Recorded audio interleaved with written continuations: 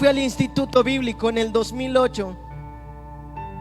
La primer materia que nos dio el maestro del Instituto Bíblico fue una materia que se llama bibliología.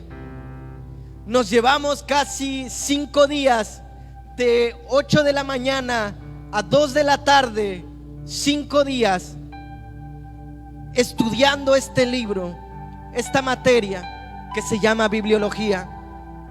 Yo había estado muchos años en la iglesia, tenía en ese tiempo 18 años y todo el tiempo había estado yendo en la iglesia, pero jamás había escuchado lo que aprendí en bibliología. Y te voy a compartir un poquitito, porque ahora entiendo por qué el maestro del Instituto Bíblico nos enseñó primera lección, primera materia, bibliología.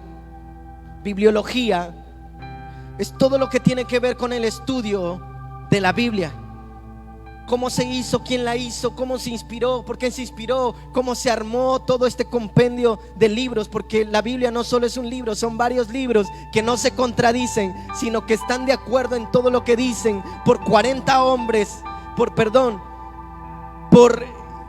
lo escribieron más de 40 hombres de diferentes culturas, reyes, pescadores, gente de alta renombre y gente de bajo nombre, pero todos fueron guiados por el Espíritu de Dios. Y la palabra de Dios tiene tanto poder que yo me empecé a sorprender. Hay un dato curioso: los que escribían, los escribas, cuando escribían la palabra de Dios, Dios usó la cultura donde estos escribas eran tan exigentes, eran tan estrictos en lo que escribían. Hay tanta perfección en esta palabra que no nos hemos dado cuenta. A mí me asombró cuando el maestro dijo un dato curioso, que los escribas, cuando estaban escribiendo el nombre de Dios, agarraban tinta y escribían sobre pieles. Y cuando escribían la palabra, la D, la I, por ejemplo, Dios, si estaban escribiendo apenas la D y venía el rey y tocaba la puerta, el escriba tenía la orden de no levantarse hasta que terminara el nombre de Dios, porque era un símbolo de respeto. Más que del rey, hay un rey sobre reyes, y es el que estoy escribiendo. Aunque venga el rey y me pida que abra la puerta, si estoy escribiendo Dios, yo voy a terminar hasta de escribir esa palabra y luego me voy a levantar. Primero es Dios. Wow, yo me quedé sorprendido. Después supe que había un hombre, historiador, filósofo, que se llamaba Voltaire. Y este Voltaire creo que era francés. Voltaire fue conocido en su país porque hizo una labor social muy buena, pero cometió un error. Voltaire dijo que en 100 años los cristianos iban a desaparecer y que en 100 años esta palabra iba a ser un libro de mitología. Pero cuando murió Voltaire, a los años después vendieron todas sus pertenencias, todas sus posesiones, vendieron su casa, y su casa la compró una asociación de sociedades bíblicas, y su casa se volvió en la imprenta donde se imprimían miles de Biblias. Y Voltaire pasó a la historia, pero esta palabra no pasó a la historia. Esta palabra es viva, esta palabra es eficaz, esta palabra todavía tiene poder. Si esta palabra, como algunos dicen, no tuviera poder, si esta palabra fuera una palabra normal, un libro X, ¿por qué está prohibido en muchos países? En China, en Corea del Norte, en otros países está prohibido este libro. ¿Por qué le tienen miedo tanto a este libro? Porque este no es solo un libro, esta es la palabra de Dios. Salió de la boca de Dios, la puso en el corazón del hombre y el hombre empezó a escribir, pero el Espíritu Santo se encargó de cuidarla. La han querido destruir, la han querido quemar, han querido destruirla, pero Dios la ha guardado para que tú y yo la tengamos. Pero qué triste que esta palabra esta Biblia, tanto que le ha costado a Dios mantenerla íntegra y traerla hasta nuestros días, está empolvada en nuestras casas y no la abrimos para leerla, ni la meditarla, ni aunque sea 20 minutos, media hora. El objetivo de Satanás siempre fue el mismo: si no puedo destruir la Biblia, voy a poner apatía para que no la lean. Tienes que valorar, y este es el mensaje de hoy: levántate y come esta palabra, porque es poderosa. Mira, la palabra de Dios te purifica. La palabra de Dios te limpia con solo leerla. ¿Por qué te lo digo? Jesús les decía: permanecen en mí. A sus discípulos antes de irse, antes de morir, le dijo: permanezcan en mí. Y dice: porque todo árbol que no da fruto es cortado, y el árbol que da fruto es podado, o sea, limpiado, para que dé más fruto. Pero ustedes, les dijo, pero ustedes ya han sido limpiados por la palabra que yo les hablé. O sea, la palabra de Dios, tú con solo leerla te estás limpiando. Si fallaste, no dejes de leerla. Si pecaste, no dejes de leerla, porque al leerla te limpias. La palabra te instruye, te guía. Lámpara es a mis pies tu palabra. La palabra te fortalece. La palabra te llena de fe. La fe viene por el oír la palabra, no las noticias. La fe viene por el oír la palabra, no los científicos, no los médicos. La palabra viene, la fe viene por la palabra de Dios. La palabra te examina tu corazón. La palabra te enseña. La palabra prueba las intenciones de tu corazón. La palabra te instruye en justicia. La palabra te cambia la vida. Por eso el mensaje de hoy: ¿cómo puedes vivir bajo una amenaza de muerte en estos días? Bajo la amenaza que en cualquier momento un virus te pueda matar. Levántate y come. Sigue con tu propósito. Evangelista, sigue predicándote. Sigue predicando la palabra de Dios y come la palabra de Dios. Pastor, pastores, sigan pastoreando y coman la palabra de Dios. Maestros, sigan enseñando y coman la palabra de Dios. Profetas, sigan profetizando y coman la palabra de Dios. Iglesia, sigue hablando de Dios a tus amigos. Sigue hablando de Dios a tus familias, porque aún hay gente de tu familia que se va a salvar. Aún te queda un largo camino. Aunque Jezabel dijo: te vas a morir el día de mañana. Aunque el diablo dice: te vas a morir en cualquier momento. El ángel de Dios te dice: aún te queda un largo camino. Dios opina diferente. Dios tiene una palabra diferente, y aquí está siempre. Hay que escudriñarla, hay que estudiarla, hay que meditarla, hay que leerla, iglesia. Si supiéramos el poder que tiene la palabra. Y quiero ir terminando con este testimonio. Hubo un día que un sábado de jóvenes, cuando hacíamos los cultos de jóvenes, un borracho y drogado entró por la iglesia y se puso a interrumpir el culto de jóvenes. Se acercó hasta el altar y quería el micrófono. No se lo dimos, obviamente. Empezamos a orar por él, pero de verdad que estaba muy tomado, muy drogado, de los dos. Se me acercó mucho a mí. Yo le dije: Esther, sigue con el culto, porque voy a platicar con él. Y me puse a platicar, y él me decía que le decían el marino. Yo soy el marino. Y me decía: yo estuve en el ejército, y a mí me dicen el marino. Y yo tengo mucha fuerza. Y vaya que lo comprobé, porque yo le dije: tranquilo, Dios te ama. Y puse mi mano en su pecho.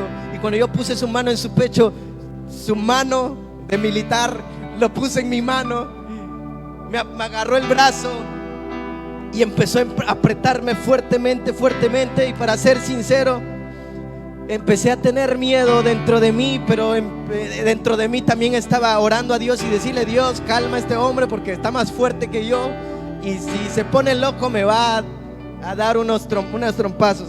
Así que lo que hice fue orar y hablarle del amor de Dios, hablarle de la palabra de Dios.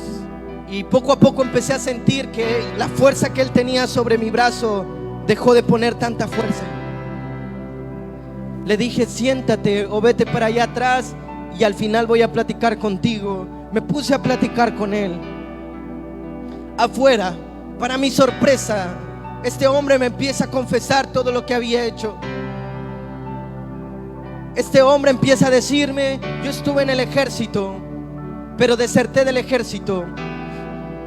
Un día estuvimos, me dijo que era, creo que en Oaxaca o Chiapas, y dice que se reunió con unos amigos en un lugar apartado, y con esos amigos dice que uno le enseñó, le dijo: vas a hacer esta oración para que tú tengas 3 cosas: dinero, fuerza y mujeres.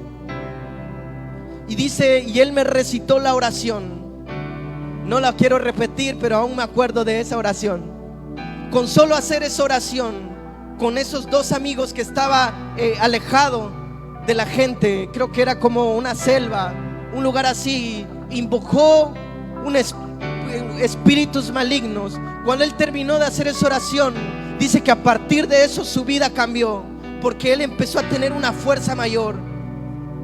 Y yo, por el tigre que conocí, le dije al tigre: es verdad que ese hombre es fuerte. Él dice que es fuerte, pero yo no le creo, tal vez me está mintiendo.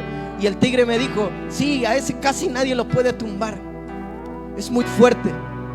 Yo que he tumbado a policías, a ese no lo puedo tumbar, me decía el tigre. Y él tenía estos 3 poderes. Él vivía, se refugiaba acá atrás de la iglesia, y como 3 ocasiones me lo topaba y a veces se me acercaba y yo no le quería hablar, porque la segunda vez que hablé con él le dije: Dios te puede ayudar, porque él empezó a decirme: tengo todo eso. Por ejemplo, él decía: ¿cómo tengo dinero? Que si yo voy a una persona y la asalto, esa persona tiene dinero para mí. Nunca asaltaba a una persona porque ese espíritu lo guiaba a personas que tenían dinero para asaltarlos y quitarle su dinero. Tenía fuerza, porque los demonios también dan cosas. Y yo le decía: oye, pero Dios te va a dar cosas mejores. Y él decía: pero es que con Dios es más difícil, con Dios tarda mucho para que las cosas vengan. Cambio, como cuando yo se lo pido a estos seres, a mí me lo dan rápido. Y le dije: pues esa ya es tu decisión. Y yo dentro de mí dije: este hombre no va a cambiar. Pero le seguía. Cuando él me decía, una vez se me acercó, creo que fue la 3ª vez, y me dijo: tengo miedo porque veo una culebra con 6, 7 cabezas, no sé cuántas cabezas me decía. Y ese es grande. Y cuando él hablaba parecía que lo estaba viendo. Casi me asustaba, dije: ¿dónde está esa cosa? Y cuando decía, él parecía que lo estaba viendo, y empezaba a su cara un terror que reflejaba su cara, que decía: esa cosa es muy grande, que si sale puede destruir, tú no te imaginas que. Y empezaba a mostrarse así. Este mismo hombre me decía, a veces que platicaba con él, ya no hablaba a él, sino hablaban los demonios, porque yo le decía: Jesús te ama. Y él dice: es que él no puede perdonarme. Y él dice, yo le decía: sí puede perdonarte. Y él empezaba a decirme: y entonces, ¿por qué nos sacó de donde vivíamos con él? Wow, yo me asombré.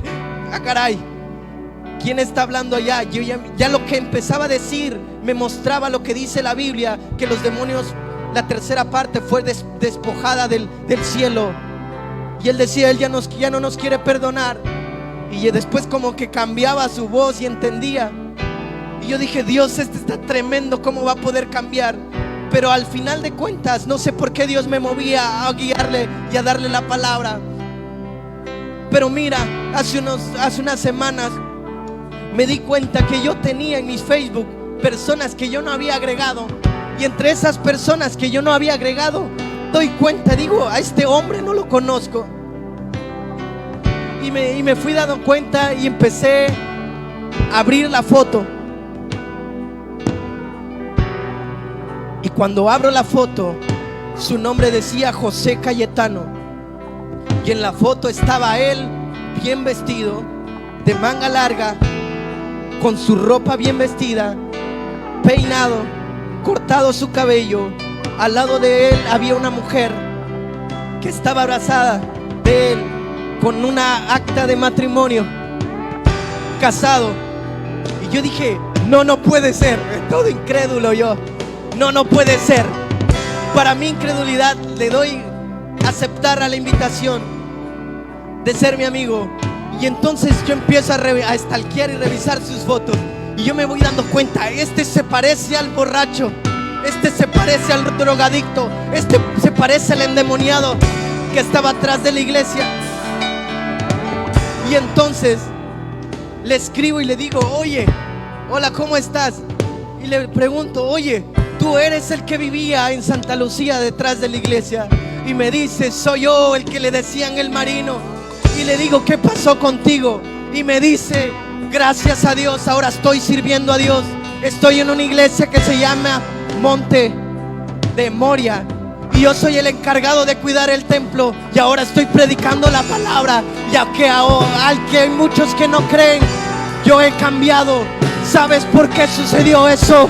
Porque la palabra de Dios tiene poder para cambiar vidas. Ponte de pie en tu casa, iglesia, y levántate y come. Levántate y come la palabra. Oh.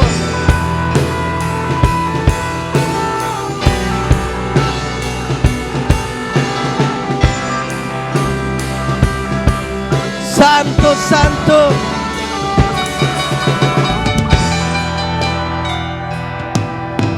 Él me dijo, una vez me dijo, ora por mí y ora por mi esposa. Anoté sus nombres en las notas de mi celular y en las oraciones los ponía en oración. Un día él me ve y me dice, oye, en la madrugada alguien fue a verme y me quitó mis poderes que tenía.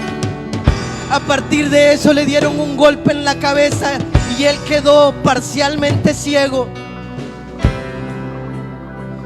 Dijo, yo vi un ángel, yo vi algo, una luz, un hombre que brillaba mucho, que vino aquí atrás de la iglesia donde yo estaba y me quitó mis poderes.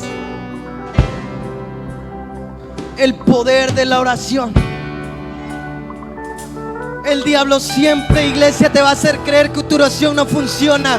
¿Por qué te lo dice tanto? Porque te quiere convencer de algo que no es verdad. La palabra y la oración tienen poder.